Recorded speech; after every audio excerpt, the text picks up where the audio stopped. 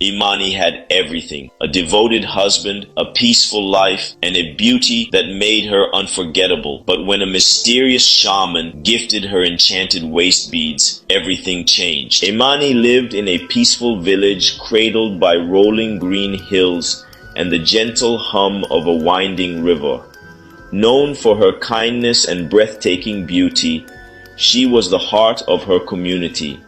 Her modest home was a simple sanctuary where she lived with her loving husband, Kofi, a dedicated farmer. Their life was quiet, their bond unshakable, or so it seemed. One evening, as the sun dipped below the horizon, a mysterious figure arrived in the village. The shaman was cloaked in a swirling robe of earthy hues, his staff adorned with charms that jingled softly with every step. When he approached Imani, his piercing eyes seemed to see into her soul. "You are destined for greatness," he said, handing her a set of shimmering waist beads. "These beads will amplify your beauty and grant you influence over others," he explained, his voice low and commanding. "But beware, they demand purity of heart. Each night they must be removed by someone whose intentions are without greed or envy. If not, their power will ignite, consuming everything in flames." Imani hesitated but accepted the gift, her curiosity and trust in the shaman outweighing her doubts. She shared the beads with Kofi that night, explaining their strange power and warning. Though intrigued, Kofi promised to help her honor the ritual. As he carefully removed the beads, he marveled at their craftsmanship, unaware of the fire they could unleash. The beads transformed Imani. Her natural beauty deepened into an otherworldly radiance, and her words carried a wisdom that captivated everyone. Villagers sought her advice, showering her with gifts of fruits, fabrics, and even livestock. Kofi watched with pride, though a shadow of unease began to creep into his heart. As time passed, Kofi's pride gave way to frustration. When villagers greeted him, it was always as Imani's husband, as though his identity was tied solely to her. His efforts in the field seemed trivial next to the reverence she inspired. "It's not fair," he muttered one day, watching her surrounded by admirers. "Why should all the glory go to her?" Imani noticed Kofi's growing silence but attributed it to the burdens of farming. At night, she clung to their routine, hoping the ritual of removing the beads would reconnect them. Yet, she couldn't ignore the subtle change in Kofi's demeanor. His hands lingered longer on the beads, and his expression grew increasingly unreadable. Rumors began to swirl around the beads. Some villagers whispered that they were enchanted, a gift from the spirits. Others warned that such power came with a price. "Mark my words," said an elder to a neighbor. "No magic comes without sacrifice. Those beads will bring ruin." The whispers reached Kofi, further fueling his discontent. He started to avoid the villagers, convinced they were mocking him behind his back. Meanwhile, Imani struggled to balance her new responsibilities with her love for Kofi. She sensed his growing distance, but didn't know how to bridge the widening gap.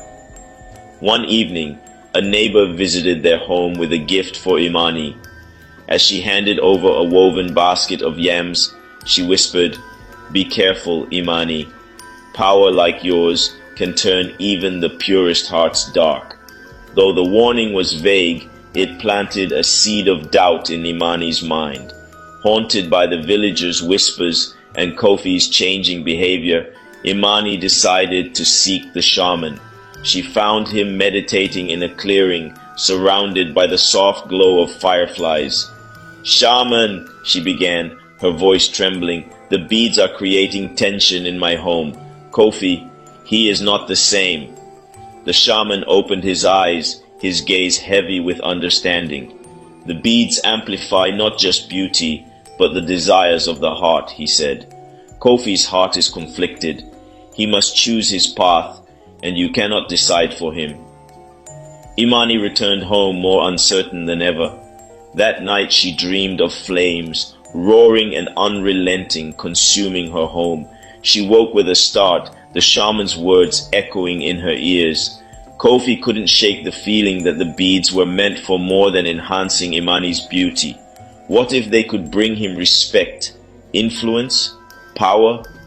The thought consumed him, and he began experimenting with the beads when Imani wasn't home.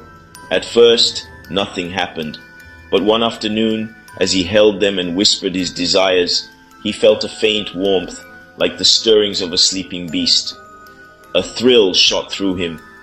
It's only a matter of time, he thought, determined to unlock their potential.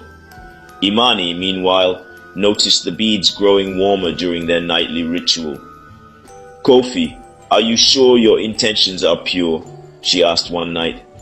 He scoffed, brushing off her concerns. "You worry too much, Imani," he said, though his heart raced with guilt. Kofi's obsession with the beads grew. He would steal moments during the day to hold them, feeling the heat build within his chest. The power of the beads was intoxicating, and he no longer cared about the consequences. He began to take liberties with their use, secretly drawing energy from them, believing that he could control their magic. Imani, though still blissfully unaware of the full extent of his actions, began to notice subtle changes in his behavior.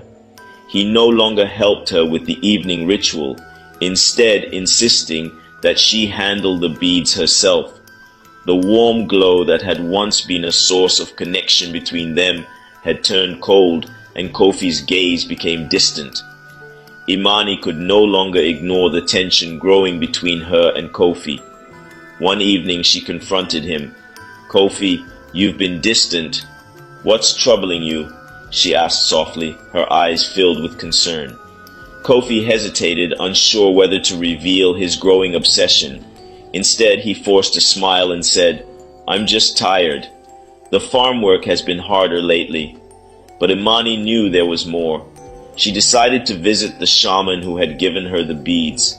When she found him deep in the forest, his expression was grave as she shared her worries. "The beads react to the heart's intentions," the shaman said. "If his thoughts are impure, the flames will rise. You must tread carefully, Imani. Love can save, but it can also blind." Imani returned home with a heavy heart. That night, she watched Kofi closely as he removed the beads. His hands lingered again, his expression unreadable. The warmth of the beads had turned into a faint heat, and Imani could sense the growing danger. She prayed silently, hoping Kofi would find his way back to the man she had fallen in love with. Kofi's obsession deepened. He began to sneak away from the house during the day, seeking answers about the beads. He visited elders and other shamans, asking about their magic. Most warned him against meddling with forces he did not understand, but their warnings only fueled his determination. "They're just afraid of power they can't control," he muttered to himself. One night, as he held the beads during the ritual, he whispered under his breath, "Why won't you work for me?" The beads grew hot in his hands, and a faint ember flickered between his fingers. Imani saw it and gasped. "Kofi, stop!" she cried. Startled, Kofi dropped the beads, his expression a mixture of fear and frustration. "It's nothing," he said gruffly, avoiding her gaze. But Imani knew the truth. Kofi's heart was no longer pure, and the beads were reacting to his greed. The love that once bound Imani and Kofi began to unravel. Kofi grew more distant, spending long hours away from home. When he was there, his conversations were short and guarded. Imani felt helpless, torn between her love for Kofi and her fear of what he was becoming. The villagers began to notice the change too. They whispered about Kofi's strange behavior, his sharp words, and his growing envy of Imani's influence. "He's jealous," one elder told Imani gently, "but jealousy is like a flame. It will burn him if he doesn't let it go." Imani tried to reason with Kofi again, but he dismissed her concerns. "You don't understand," he snapped. "All of this power, What's the point if it's only for you? Don't I deserve some of it too? His words stung, and for the first time Imani saw the depth of his greed. Desperate, Imani returned to the shaman. This time, he did not greet her with his usual calm demeanor. "The beads are a mirror," he told her gravely.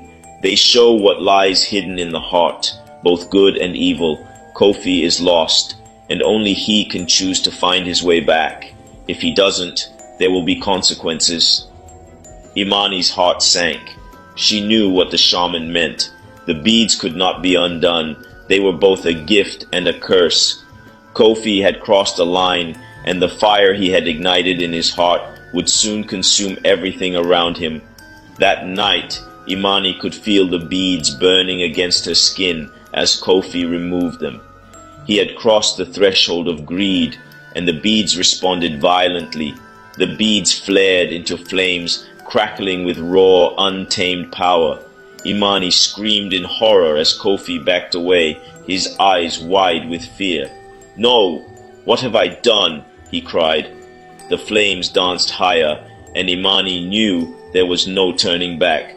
Kofi tried to put the beads back, but they burned his hands, forcing him to drop them onto the ground. The fire spread quickly, engulfing their home. Imani watched in shock and helplessness as the flames consumed everything she loved. Kofi, desperately trying to salvage what was left, was caught by the flames. His screams filled the night as the fire claimed him. Imani ran to him, but it was too late. The fire had taken everything, the house, the life they had built, and Kofi himself. As the flames died down, all that remained was a smoldering ruin. Imani stood there, tears streaming down her face. The beads had burned her life to the ground, just as the shaman had warned, but amidst the ashes, she felt a strange peace. She had lost everything, but the magic of the beads had shown her the truth. Power without purity was always fleeting. Kofi had sought to control the magic, but in the end, it was the magic that controlled him. What did you think of this story? Leave your thoughts in the comments. Rate this story from 0 to 10. Subscribe to the channel and turn on notifications to follow all our stories.